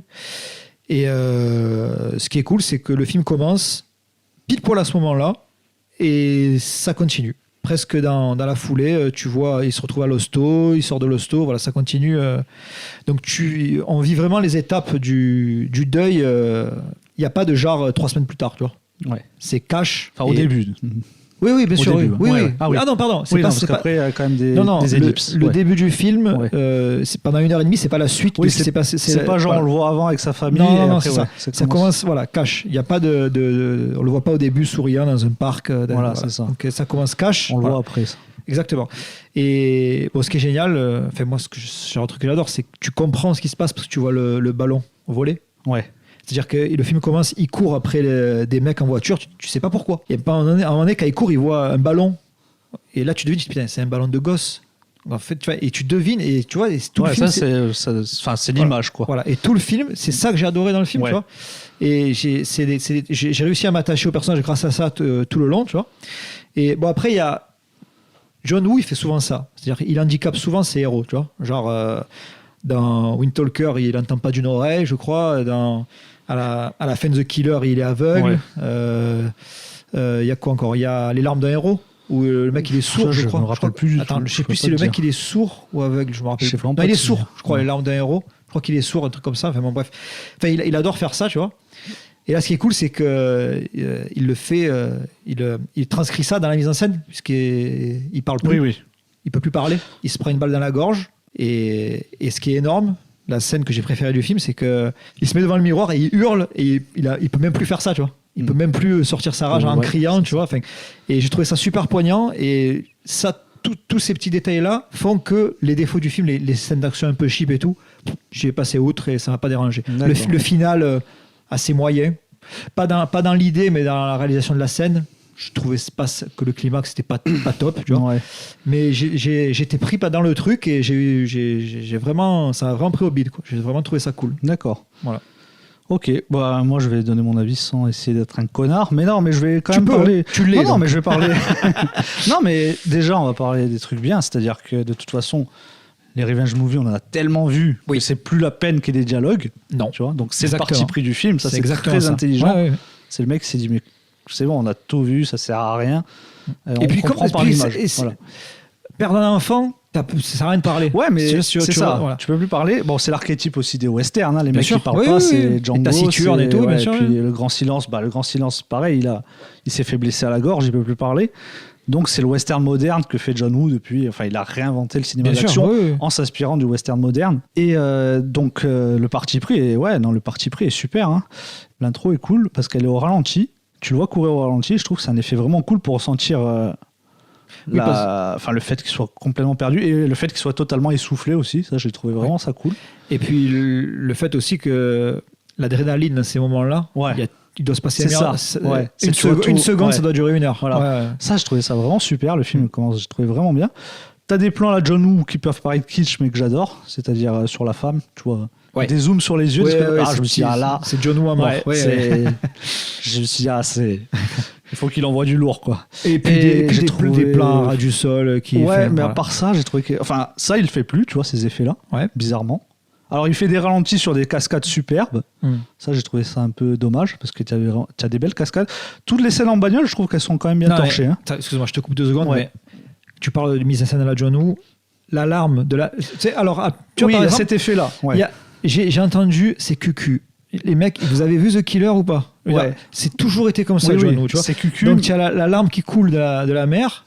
Et tu as une espèce de cut et il y a une douille qui tombe par terre. Enfin, mais moi, je trouvais qu'il allait avoir que ça, en fait, tu vois. Enfin, parce que le film, en fait, pour moi, il propose rien, en fait. Tu vois, le film, comme tu dis, c'est que des images, mais du coup, il propose rien dans sa structure, en fait.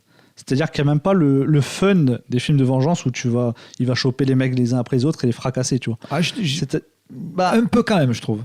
Moi, je te dis comment j'ai ressenti le film. Oui, bien sûr. Ouais. Après, voilà. C'est 1 heure. 1 heure, il s'entraîne. D'accord? Ouais.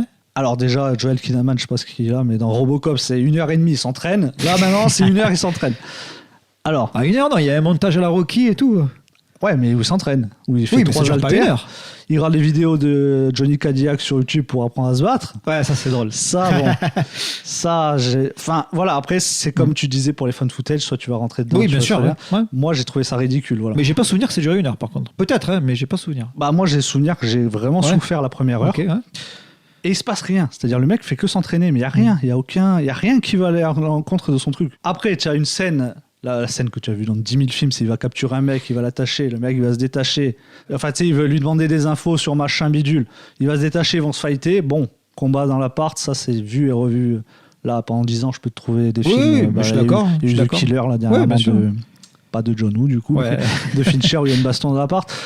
Et après, c'est 40 minutes, je crois qu'il fait 1h40. 40 minutes, vengeance. Mais pareil, vengeance, rien qui va se mettre. Il n'y a rien qui relance le scénar. C'est je me venge, je tue. Je suis totalement d'accord. Voilà. Donc déjà ça, moi en fait c'est juste, voilà, c'est juste pour moi, c'est pour ça que je dis c'est vide en fait. C'est que une fois que tu sais on te dit il va s'entraîner, il s'entraîne, il va se venger, il se venge. Voilà. Et il n'y a pas de retournement de scénario, il n'y a pas de... Non, pas du tout. Il n'y a personne qui se met en travers de son chemin. Alors on peut dire c'est justifié parce que le mec, ça devient une machine à tuer, donc c'est normal. Et voilà, en fait, c'est le problème d'un film où j'ai pas grand-chose à dire, en fait. Tu vois, je comprends. Et ça, c'est compliqué. Bah après, tu vois la scène où il capture le mec, par exemple, c'est aussi pour atténuer, parce que tu pourrais te dire, le mec, c'est un père de famille, d'un coup, ça devient un tueur. Parce qu'il s'est entraîné pendant quelques jours et qu'il a soulevé des haltères et qu'il a vu des vidéos. Ouais. Alors c'est des mois, mais tu vois, tu le ressens pas trop parce que c'est. Ouais, mais justement cette scène, elle te montre qu'il est pas encore totalement. Il se fait mettre à l'amende, tu vois. Il a failli crever, tu vois. Donc, clairement, oui. Donc il est encore assez maladroit. C'est une première erreur, mais elle arrive vraiment tard, je trouve, dans le film. Ouais. Oui, non, ça fait partie des trucs que j'ai trouvé, des trucs que j'ai objectivement trouvé pas super bien foutus, évidemment, bien sûr. C'est-à-dire que c'est très linéaire, il y a aucun relancement. Comme tu dis, je suis d'accord avec toi. Il y a aussi le personnage du flic qui sert à rien. Je sais. Voilà. Non, lui, c'est une cata. C'est un archétype qu'il fallait mettre. C'est un archétype que fait John Woo parce qu'il veut toujours des. Mais même dans le film de vengeance, il y a toujours l'archétype du flic. Oui, c'est vrai. Qui enquête en parallèle du vigilant. Il la race, il va l'aider. Voilà, c'est ça. En fait, putain, j'avais un truc là aussi, ce qui m'a gêné. Ouais, c'est pareil, c'est dans l'avancée du perso. Bon, c'est vrai qu'au début, c'est un homme normal. Mais on dirait qu'il devient de suite une machine à tuer. Tu vois, pas. On dirait qu'il est. En fait, tu prends des sentences. Ouais, la scène où il se rase le crâne, on dirait qu'elle arrive direct. Tu vois ce que je veux dire? Alors que non, le perso, il doit être déshumanisé par la vengeance. Ouais. Bon, après, c'est clair, il a perdu son gosse, je sais très bien. Ah, mais donc, tu vois que. Death Sentence, c'était un meilleur film, je trouve aussi. Oui, voilà, mais ce que je veux dire, c'est que je prends ça parce qu'il est aussi plus récent, parce que sinon on s'en sort plus. On parle des films de vengeance. Mais soit tu as les films comme ça, ou sinon tu as les films à The Crow où c'est juste fun et il prend un par un et les fracasse, tu vois, comme d'un film un peu à sketch. Soit tu as Man on Fire où le mec, c'est déjà pas un humain à la base. Puis d'un coup, il redevient humain grâce à la fille. Puis la fille se fait kidnapper et tuer. Et là, il redevient une machine à tuer. Tu vois. Là, non, il n'y a pas d'évolution. Là. Le mec se cache une machine à tuer. Et pareil, il est muet, mais dans tous les films, ils sont muets, en fait. Tu vois. Enfin, c'est ce que tu disais, la vengeance aveugle et le fait qu'il n'entend rien parce qu'il ne veut rien entendre. Il a fait les singes de la sagesse. Voilà, c'est les singes de la sagesse, mais en mode vengeance, quoi. Tu vois. Mais ça a toujours été ça. Donc, est-ce que c'est justifié, ce truc de ne pas avoir... Enfin, après, ça, c'est encore, comme on disait, c'est-à-dire, c'est pas dans le film, je vais te dire comment aurait dû être le film. Est-ce que ça aurait été intéressant que ça serve aussi, peut-être 1 ou 2 fois, tu vois? De quoi le fait qu'il arrive pas à parler. Ouais, tu vois, par exemple, je sais pas, il veut sauver le flic, il peut pas le prévenir d'un truc. Enfin, j'invente, tu veux que ce soit exploité dans une scène. Peut-être dans une scène ou dans la mise en scène, tu vois. Bon, ça, c'est... Mais voilà, le problème, c'est que j'ai du mal avec ce film. Bon, déjà, je me suis fait chier, ça, c'est le premier truc. Quand tu te fais chier, de toute façon... quand tu te fais chier, voilà. les défauts, ils ressortent fois 1000, bien sûr. Donc, le premier truc, c'est comme on disait, c'est objectif. C'est subjectif, justement. Je me suis fait chier parce que pendant 1 heure, pour moi, il se passe rien. Et après, c'est tout ce que je déteste dans le cinéma, c'est-à-dire les scènes d'action contre les mobs de jeux vidéo qui foncent dessus, qui tirent. Ça, je peux plus. En fait, je peux plus. C'est simple. Non, il faut vraiment que ce soit justifié. En fait, The Killer, c'est ça. Et Hardboiled, c'est ça. Oui. Mais la mise en scène est tellement... Alors, je demande pas à celui-là, comme on disait, ça pouvait pas être Hardboiled parce que le mec, il faut le voir en interview, le mec, il peut plus faire Hardboiled, c'est impossible. Mais soit tu fais un truc de malade avec des effets à la John Woo. C'est-à-dire, j'ai même revu Mission Impossible 2, tu vois, qui est considéré comme des pires John Woo. Mais il y a des trucs qui relancent tout. C'est-à-dire que tu as les scènes avec les oiseaux, tu vois, les machins, les ralentis pour iconiser le mec, tu vois. Là, le mec... Ouais, mais là, franchement, ça aurait pas été dans le propos de l'iconiser comme ça et tout, le mec. Ouais, mais... Juste, en fait, moi, ce que j'ai aimé aussi, c'est que, normalement, quand tu penses à John Woo, comme tu dis, tu penses au Colombe, tu penses au mec qui saute au ralenti avec des chargeurs de 126 balles. Ouais. Qui font des glissades et tout, tu vois. Et justement, il fait pas ça du tout. Non, il a voulu faire l'inverse parce que oui, je sais que déjà lui, il aime pas le fait que c'est lui qui a iconisé, enfin, faire le mec cool avec les 2 flingues, bon, rendre la violence un peu, qui a tout inspiré après, un Tarantino, Matrix et tout. Sûr, oui. Donc non, ça gêne un peu. Donc là, oui, il a voulu faire un truc plus humain. Mais je sais pas, il y a des scènes pour moi, Kinnaman, il est hors propos, quoi. C'est-à-dire que quand il se fait bousculer et que la fille elle lui jette enfin, je sais pas ce que c'est, un truc vert fluo, là, une espèce de glace. Tu vois, si c'est un mec un peu bouffi, machin, qui se fait pousser, mais là, Kinnaman, c'est quand même... Enfin, il mesure, je sais pas, 1m90. Tu vois, je trouve que ça et le fait de regarder des vidéos sur YouTube, c'est tout con, tu vois. Mais je trouve ça... Enfin, débile... Enfin, je veux pas être insupportable. Je trouve ça ridicule, voilà. Mais après, je trouve ça ridicule. On le dit pour les auditeurs, on comptait en parler, donc on s'était pas encore parlé tous les deux de savoir ce qu'on avait pensé. Mais là, je t'écoute et je suis assez d'accord avec ce que tu dis. Hein. Oui, après, c'est un ressenti que tu n'as pas ressenti du tout. Quoi. J'arrive à excuser tout ça parce que, bon, déjà, contrairement à toi, je me suis pas fait chier. Ouais, et émotionnellement, le film m'a accueilli tout le long, en fait. D'accord. J'étais, voilà, je sais pas pourquoi. Hein, mais voilà, je vais encore faire le mec, le scénariste, alors que non, quoi. Mais quitte à faire un film totalement épuré, c'est-à-dire, on sait tout ce que c'est la vengeance, on sait tout ce que tu as perdu, machin, parce qu'on l'a vu 50 fois au cinéma. Pourquoi même virer les flashbacks, tu vois?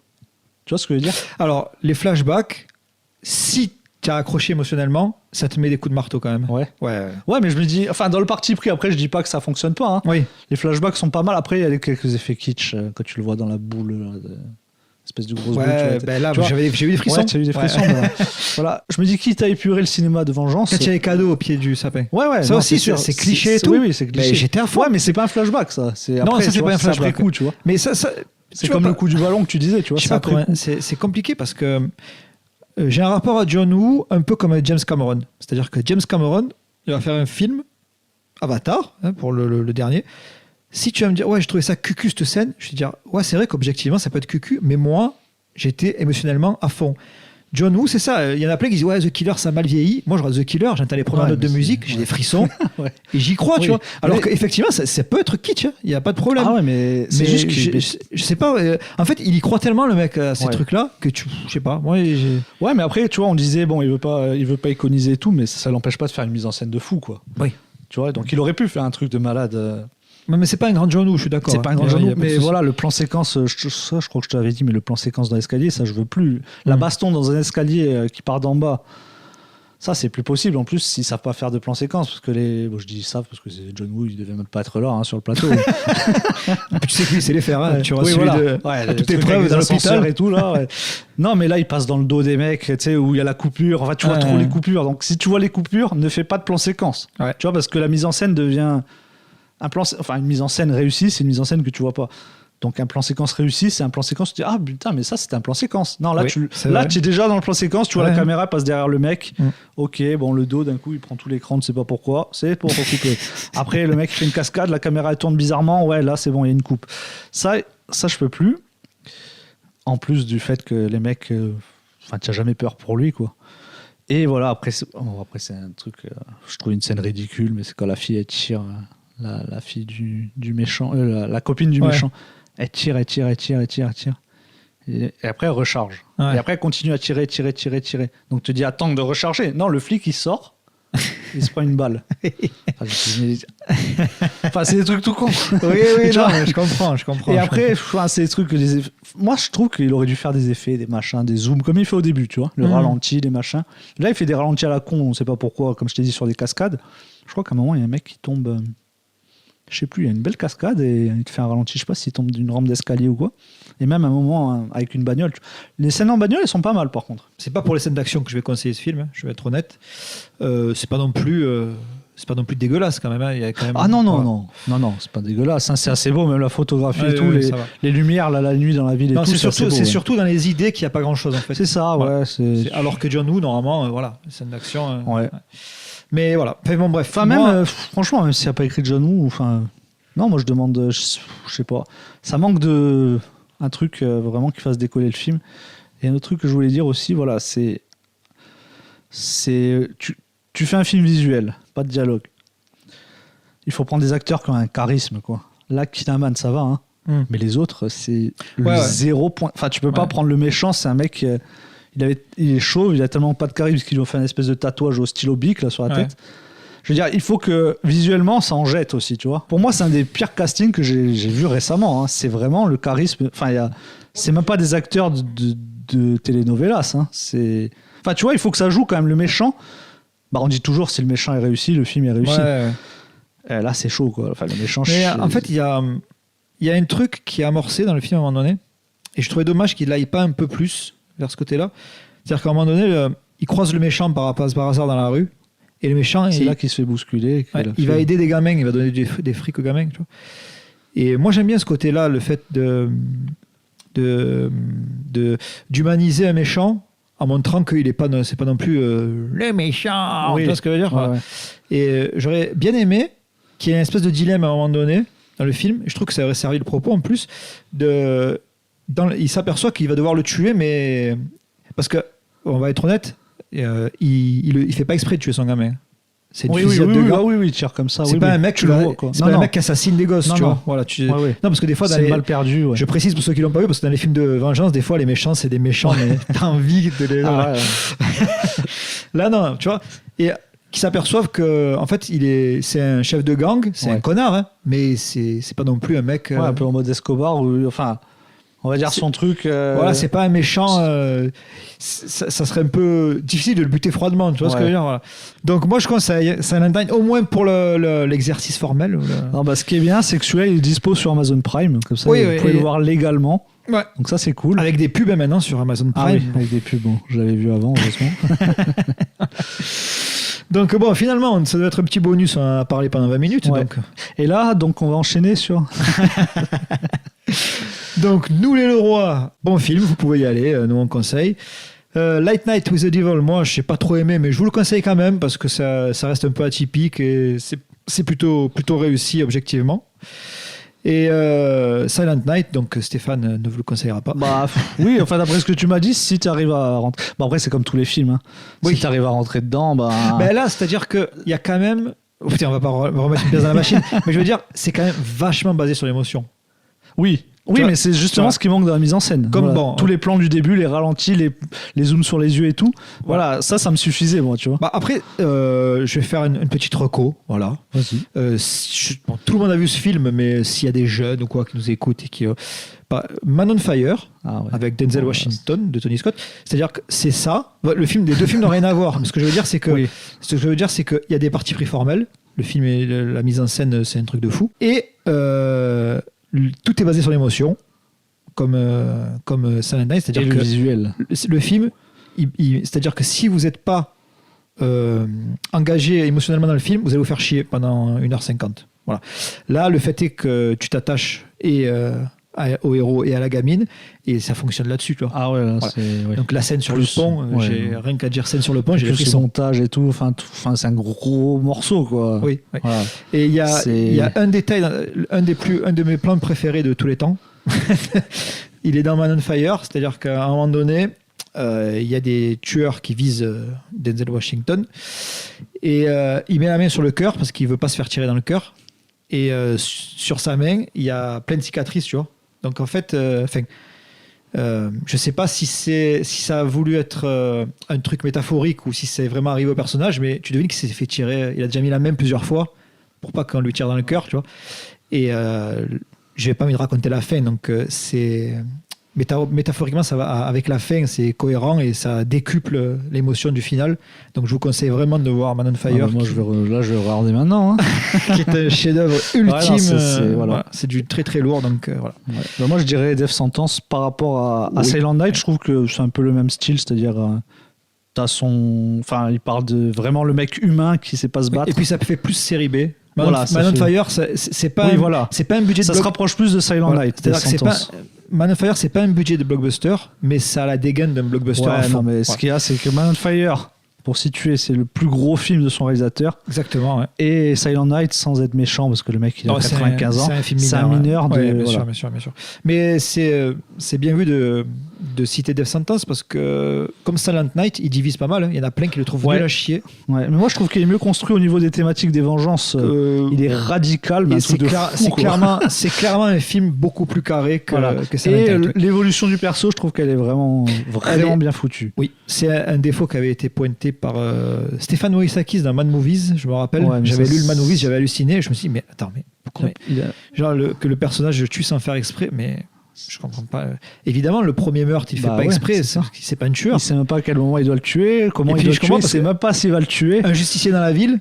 Ouais. C'est un des films fondateurs de tous les jeunes movies. Il fait pas exprès en fait. Non, mais c'est ça. Il hésite. Au début, le coup il part tout seul de mémoire, je crois. C'est pas The Crow, quoi. Tu vois. Oui, voilà. Le mec, il arrive, il sait pas. Et c'est cohérent. Il sait pas se servir d'une arme. Il est pas costaud du tout. Le mec au début, il tue pour se défendre, il tue sans faire exprès. Puis au fur et à mesure, ça devient une machine à tuer. Et à la fin, la fameuse scène où il défonce tout le monde à un coup de shotgun. Voilà, c'est ça. Enfin, là, l'évolution, je trouve qu'elle est vraiment bien foutue. Et c'est sur la thématique de la vengeance, c'est-à-dire que ça met comme on dit, de l'huile sur le feu. Vas-y, j'ai pas l'expression, mais bien sûr, là, c'est d'une perfection, mais un truc j'ai rarement vu ça. C'est bien foutu. Moi, ce que j'aime dans les films de vengeance, c'est quand c'est tendancieux sans l'être. C'est-à-dire que tu peux te dire que c'est un film de facho, mais ceux qui arrivent à mettre entre les lignes qu'en fait, non, c'est génial. Genre, le premier Dirty Harry, c'est pas un film de vengeance, mais à la fin, tu peux te dire que c'est un film de facho, sauf que il balance quand même la plaque de flic dans l'eau. Si tu regardes bien entre les lignes, c'est pas du tout. Il faut vraiment prendre tous les détails. C'est pas parce que tu montres un personnage qui fait des trucs dégueulasses que c'est cautionnable, tu vois. Non, mais c'est ça. Mais c'est juste, tu vois ce personnage et tu dois le suivre, peu importe si tu as l'empathie ou pas pour lui. Mais moi, j'aime ce genre de film parce que ça va chercher justement des sentiments inavouables, tu vois. Ouais, c'est ça. Bah après, c'est le but du cinéma aussi. Hein. C'est que tu as envie, quand tu le vois casser des bouches, t'es content. Enfin, c'est logique, quoi. En fait, t'es pas censé être content, mais t'es content. C'est ça. Et c'est ça qui est génial. Ouais, c'est comme quand tu vois des slashers. Oui, voilà. Tu as envie de voir Jason tuer des gens, et puis c'est pareil. Hein. Ils sont gentils, les gens. Mais voilà, c'est le cinéma, sinon. Ouais, écoute, ça fait plus d'1h20 qu'on parle. Je pense qu'on peut s'arrêter là. Ok, c'était cool. Ça fait 4 fois qu'on finit l'émission, là. Bon, on espère que ça va pas été trop long pour vous. Merci de nous écouter. Tu as un dernier mot à rajouter ? Non, j'espère que ça va donner envie de voir les films. Hein, et puis, voilà. Comme ça fera parler. Hein. Encore une fois, désolé pour le début de l'émission, un peu le petit cafouillage, mais bon. Écoutez, finalement, tout s'est bien déroulé. On a parlé 20 minutes dans le vide au début. Bah, ça arrive aussi au Floodcast et c'est des professionnels. Ouais, exact, c'est vrai. Et donc, prochain épisode, normalement, avec un invité. On va pas trop vous spoiler. Et on va parler de trucs cool. Donc, à la prochaine. À la prochaine. À plus, ciao. Ciao.